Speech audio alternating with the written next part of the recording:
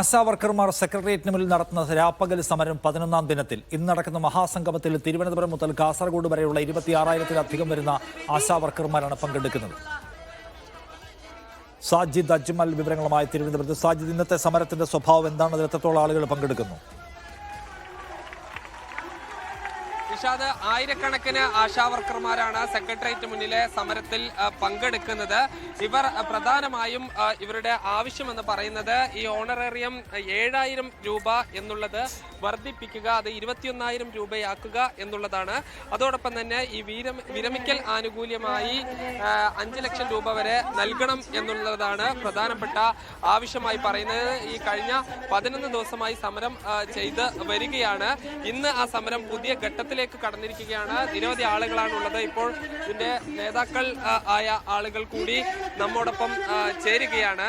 ഇപ്പോൾ നിങ്ങൾ ഇത്രയും ദിവസം നടന്ന സമരം പോലെയല്ല, ആയിരക്കണക്കിന് ആളുകളാണ് വന്നത്. സമരം പുതിയൊരു ഘട്ടത്തിലേക്ക് കടക്കുകയാണ്. തീർച്ചയായിട്ടും സമരം പുതിയൊരു ഘട്ടത്തിലേക്ക് കിടക്കുകയാണ്. ഈ സമരം വിജയിപ്പിച്ച് ഞങ്ങൾ ആദ്യം പ്രഖ്യാപിച്ചതിൽ നിന്ന് ഇപ്പോഴും ഉറച്ചു നിൽക്കുകയാണ്. ഈ വച്ച ഡിമാൻഡുകൾ നേടിയെടുത്തുകൊണ്ട് ഞങ്ങൾ ഈ സെക്രട്ടേറിയറ്റിന് മുന്നിൽ തിരിച്ചു പോകത്തുള്ളൂ. പുതിയ ഘട്ടത്തിലേക്ക് ഇറങ്ങി. ഇപ്പം ആശാവർക്കർമാരാണ് കേരളത്തിന്റെ മനസാക്ഷി ഇവിടെ വരും ഞങ്ങളെ പിന്തുണച്ചത്. അത് ഞങ്ങൾക്ക് പൂർണ്ണ ബോധ്യമുണ്ട്. ഇപ്പോൾ ഇത്രയധികം ആളുകളെ ഇനി ദിവസങ്ങളോളം പങ്കെടുപ്പിക്കുക എന്നുള്ള പ്രായോഗികമല്ല. എങ്ങനെയാണ്? ഇവിടെ വന്ന ആളുകളോട് ഇവിടെ നിൽക്കാനാണ് ഞങ്ങൾ ആവശ്യപ്പെട്ടിരിക്കുന്നത്. തീരുമാനമായിട്ട് പോയാൽ മതി എന്ന് പറഞ്ഞിട്ടുണ്ട്. ഇപ്പൊ ഈ ഒരു ഇതിന് പുതിയ ഒരു ചർച്ചയ്ക്ക് വല്ലതും വിളിച്ചിട്ടുണ്ടോ സർ? ഇല്ല, ഇതുവരെ നമ്മളെ ചർച്ചയ്ക്ക് വിളിച്ചിട്ടില്ല. ഇന്നിപ്പോ ആരോഗ്യമന്ത്രി പറഞ്ഞ് ചിലപ്പോൾ ശ്രദ്ധിച്ചിട്ടുണ്ടാവും. പറഞ്ഞത് ഈ NHMന്റെ കീഴിലാണ് നിങ്ങൾ വരുന്നത്, അതുകൊണ്ട് കേന്ദ്ര സർക്കാരാണ് അതിന്റെ ഓണറേറിയം വർദ്ധിപ്പിക്കേണ്ടത്.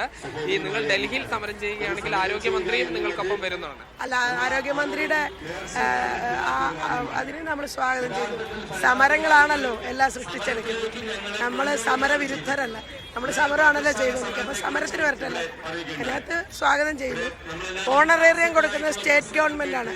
ആശാവർക്കർമാർ പ്രവർത്തിക്കുന്നത് സംസ്ഥാനത്തിന് വേണ്ടിയിട്ടാണ്, വേറൊരു സ്റ്റേറ്റിനോ കേന്ദ്ര ഗവൺമെന്റിനോ വേണ്ടിയിട്ടാണ്. സംസ്ഥാന സർക്കാരിൻ്റെ ആരോഗ്യ വകുപ്പിന് കീഴിലാണ് ആശാവർക്കർമാർ പ്രവർത്തിക്കുന്നത്. അപ്പോൾ സംസ്ഥാന സർക്കാരിനാണ് ഉത്തരവാദിത്വം. ഇത് ഫണ്ട് NHM വഴിയാണ് വരുന്നതെങ്കിലും എത്രയാണ് നൽകേണ്ടതെന്ന് സംസ്ഥാന സർക്കാരിന് തീരുമാനിക്കാം. അവർക്ക് തീരുമാനിക്കാം. അങ്ങനെ അതുകൊണ്ടാണല്ലോ മറ്റ് സ്റ്റേറ്റിലൊക്കെ പല ആനുകൂല്യങ്ങളും കൊടുക്കാൻ കഴിയുന്നത്. ഈ ഓണറേറിയം തന്നെ വ്യത്യസ്തമായിരിക്കുന്നതും അതുകൊണ്ടാണല്ലോ.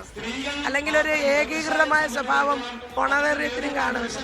വിരമിക്കൽ ആനുകൂല്യമായി 5 ലക്ഷം രൂപ വരെ നൽകണം എന്നുള്ളത് അത് മറ്റേതെങ്കിലും സ്റ്റേറ്റിൽ കൊടുക്കുന്നുണ്ടോ? ഉണ്ട്. ബംഗാളിൽ 2020 മുതൽ 3 ലക്ഷം കൊടുക്കുന്നുണ്ട്.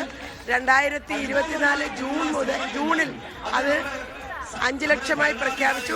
അത് 2024 ജനുവരിയിൽ പെൻഷനായ ആളുകൾക്ക് ഉൾപ്പെടെ കൊടുക്കുന്നു. ഇപ്പൊ ഇത്രയധികം ആളുകൾ ഇവിടെ ഈ സമരത്തിന്റെ ഭാഗമായി തുടർന്നാൽ സ്വാഭാവികമായിട്ടും ആശാവർക്കർമാരുടെ സമരം തിരുവനന്തപുരത്ത് പുരോഗമിക്കുകയാണ്.